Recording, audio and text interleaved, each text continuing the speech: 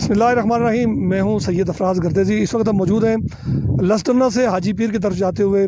یہ ایک ٹورسٹ لاج ہمیں نظر آیا اور یہاں پہ ہم رکے ہیں. بہت خطیر رقم سے آزاد کشمیر بھر میں ٹورزم ڈپارٹمنٹ جو ہے اس نے یہ اس طرح کے لاجز تعمیر کیے تھے جن کا بنیادی مقصد ٹورسٹ جو اس علاقے میں آتے ہیں ان کو فیسیلیٹیٹ کرنا تھا. فیسیلیٹیشن کا آغاز ہوتا کچھ نہ کچھ فیسیلیٹیشن لوگوں کو ہوتی, لوگ اس سے استفادہ کرتے تو یقیناً یہ بڑا یادگار ایک خوشگوار تجربہ ہوتا. اور یہ جگہ جو ہے جو مجوزہ ٹورزم کاریڈور ہے اس کے راستے میں یہ جگہ موجود ہے.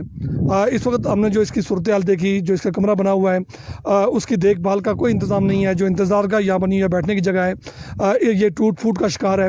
اور اگر یہی کیفیت رہی تو اگلے 1-2 موسم میں یہ مکمل طور پر تباہ ہو جائے گی. ہماری گزارش ہوگی ارباب اختیار سے کہ جب گورنمنٹ ڈپارٹمنٹ خطیر رقم خرچ کرتی ہے تو اس رقم کو خرچ کرنے کے بعد یقیناً ان اداروں کو اگر پرائیویٹ سیکٹر میں ہی دے دیا جائے تو ان کی دیکھ بھال کا مناسب انتظام ہو سکتا ہے.